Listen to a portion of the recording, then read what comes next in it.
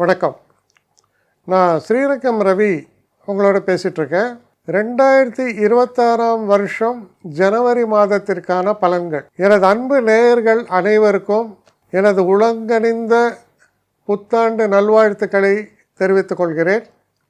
இந்த ஆண்டில் எல்லா வளமும் பெற்று எல்லா நன்மைகளையும் பெற்று எல்லாரும் நல்லா இருக்கணும் அப்படிங்கிற ஒரு விஷயத்தோட நீங்களும் உங்கள் குடும்பம் எல்லாம் சிறப்பாக இருக்கணும் அப்படிங்கிற ஒரு விஷயத்தோடு ஆரம்பிக்கிறேன். கும்பராசி நேயர்களை பொறுத்த வரைக்கும் உங்கள் ராசிநாதனான சனி 2ஆம் வீட்டில் இருக்கார். 7 சனி கொஞ்சம் தடை தான், ஸ்பீட் பிரேக்கர்ஸாக இருக்குது. இல்லை ரோடு இப்போ மழை பெஞ்சதுக்கப்புறம் இருக்கிற நம்ம தமிழ்நாடு ரோடு மாதிரி இருக்கும், குச்சி போகலாம். என் வண்டி 120 கிலோமீட்டரில் போகணும்னா 120 கிலோமீட்டர் நீ அமைக்கிறேன்னா வண்டி ரோட்டில் ஓடாது, பக்கத்தில் வயலில் ஓடிட்டுருக்கோம். ஏன்னா அவ்வளோ மேடம் குழிக்குள்ளே எல்லாம் இருக்குது. முக்கியமாக என்னென்ன சொல்ல வரோம், 2ஆம் இடத்தில் இருக்கக்கூடிய சனி தன்னுடைய வேலையை அவர் செய்வார். ஆனால் 5ஆம் இடத்தில் இருக்கக்கூடிய குரு மனதில் உறுதியை தருவார், தைரியத்தை தருவார், தன்னம்பிக்கையை தருவார். அவர் பார்க்குற இடம் 11ஆம் வீடு. 11ஆம் வீட்டில் தான் எல்லா கிரகமும் அணிவகுப்பு, புதன், சுக்கிரன், செவ்வாய், சூரியன். அப்போது இந்த மாதம் எப்படி இருக்குன்னா, நான் என்னுடைய இலக்கை வேகமாக அடைய ஆசைப்படுகிறேன். அதற்கான திறமை என்னிடம் இருக்கிறது.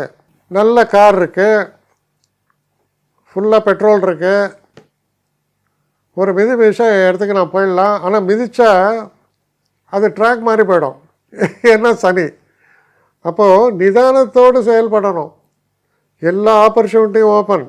ஆனால் நிதானமாக செயல்படலைன்னா என்னாகும், அடி வாங்கிடுவீங்க. என்னென்னா இதுதான் இதோட எக்ஸாம்பிள். குண்டு குழியாக இருக்குது ரோடு, நீ என்ன மெசரேஜ் வேணால் வச்சுக்கோ. நிதானமாக 40-50க்குள்ளே போனால் தான் வண்டி ஓடும். அதுக்கு மேலே போனோன்னா வண்டி ஆக்சில் ஒன்று போடும். ஏன்னா ஒரு பக்கம் சனி 7 சனி, இன்னொரு பக்கம் இப்படி. ஸோ இது ரெண்டையும் பேலன்ஸ் பண்ணி ஆகணும். அப்போது எந்த ஒரு காரியத்திலும் சற்று நிதானத்தை கடைப்பிடித்தால் மிகப்பெரிய வெற்றிகள் உங்களுக்கு காத்திருக்கின்றன. ஒரு கலெக்டரை பார்க்க போகிறீங்க, ஒரு முக்கிய விஷயமா வெயிட்டிங்கில் போட்டான். முன்னால் ஒரு ஆள் உட்காந்து வாழ்க ஒழிங்கன்னா ஒரு ரூமுக்குள்ளே கத்திட்டு போகிறான். அப்படியே பொறுமையாக உட்காந்துருக்கீங்க, 2 மணி நேரம் உட்காந்துருக்கீங்க. அதுக்கப்புறம் கலெக்டர் உங்களை கூப்பிடுவார். என்ன சார் மூடெல்லாம் சரியாக இருக்கா, எவ்வளோத்த கண்ணா அப்படின்னா தயாராக பண்ணானே, அதெல்லாம் விடுப்பா, டெய்லி நடக்குது. சரி சொல்லுங்கள், உங்களுக்கு என்ன மேட்ரு. உங்கள் matter will be considered very favourably. அந்த மாதிரி ஒரு சூழல்னால் எப்படி, அதுதான் உங்களுடைய நிலை. அப்போது நன்மைகள் இருக்கிறது, அதை அடைய சற்று பொறுமையும் நிதானமும் தேவை. அப்படிங்கிற மாதிரி தான் அந்த முதல் பாதி மாதம் அமைகிறது. 13ஆம் தேதி மகர ராசிக்குள் சுக்கிரன் நுழைகிறார். தொடர்ந்து புதன், செவ்வாய், சூரியன். முதல்ல சுக்கிரன், தொடர்ந்து சூரியன், அதுக்கப்புறம் செவ்வாயும் புதனும் அடுத்தடுத்து. எல்லோரும் 12 பார்த்திங்கன்னா 17ஆம் தேதிக்குள்ளே பார்த்திங்கன்னா எல்லோரும் 12ஆம் வீட்டுக்குள்ளே வந்துட்டாங்க. நமக்கு பல விஷயங்கள் நமக்கு கையில் வந்தாச்சு. ஆனால் அதை நிறைவேற்றுவதற்கு கால அவகாசம் தேவை. அதுதான் அதோடைய எக்ஸாக்ட் ரிசல்ட்டாக இருக்கும். இப்போ உங்கள் கையில் ஒரு ஆர்டர் கொடுத்தாச்சு. இந்த ஆர்டர் ஒர்த்து ஓகே, நம்ம இந்தியா பாணியில் சொன்னால் ஒரு 10 கிலோமீட்டர் ரோடு ஹைவேஸில் போடுறீங்க, போட்டால் இதில் இவ்வளோ லாபம் நிற்கும். ரைட், எல்லாம் வந்தாச்சு. ஆனால் அதை நிறைவேற்றுவதற்கான மற்ற இன்ஃப்ராஸ்ட்ரக்சர் நமக்கு இன்னும் வரல. அதான் 12ஆம் வீட்டில் இருக்கக்கூடிய கிரகங்கள் சொல்கிறேன். அது பர்மனெண்ட் ஃபேக்டர் இல்லை, டெம்பரவரி ஃபினாமினன். ஸோ அதுபோல் இந்த 2ஆம் பகுதி அமையும். அப்போது ஃப்ரஸ்ட்ரேட் ஆகக்கூடாது. இல்லை, நான் முக்கியமான வெற்றியை சாதித்து விட்டேன், அடைந்து விட்டேன். இப்போது இதை தொடங்குவதற்காக சில தடைகள் இருக்கின்றன, தாமதங்கள் தென்படுகின்றன. அதுவும் தீர்ந்து போகும் அப்படிங்கிற கான்ஃபிடென்ஸோடு நீங்கள் இருக்க வேண்டிய ஒரு காலம். ப்ராக்டிக்கலாக சொன்னால் ஒரு ஜாப் இதுக்கு உங்களுக்கு சொல்லுவான், you are appointed, but wait for the appointment order. அது இன்னும் கைக்கு வரல, வரும், வெயிட் பண்ணும், ஆனால் நிச்சயமாக வரும்.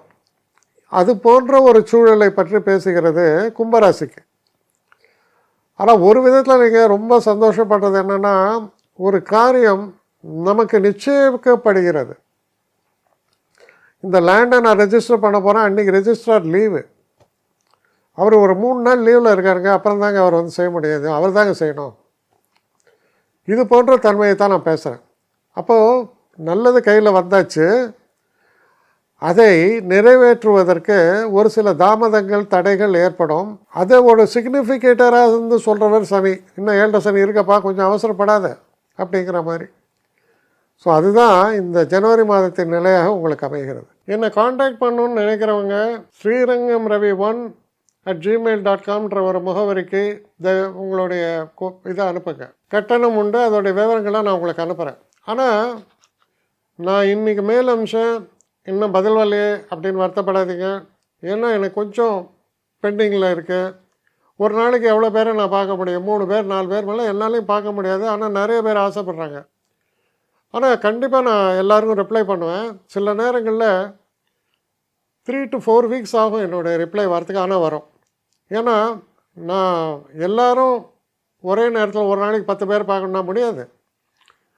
ஸோ அதை கன்சிடர் பண்ணுங்கள். நான் நிச்சயமாக ரெஸ்பாண்ட் பண்ணுவேன். இதில் இந்த கல்யாண பொருத்தங்கள் போன்ற விஷயங்களை ஓரளவுக்கு அவசரமாக பார்க்கணுன்னு நினச்சா அதுக்கு ஓரளவுக்கு ப்ரையாரிட்டியும் தரேன். அதனால் கொஞ்சம் பொறுமை காக்க வேண்டும். கொஞ்சம் டிலே ஆகிறதுக்காக என்னை மன்னிக்கணும். ஆனால் ஐ மீன் ஹெல்ப்லெஸ் சுச்சுவேஷன். அதனால தான் நிச்சயமாக ஐ வில் ரிப்ளை யூ.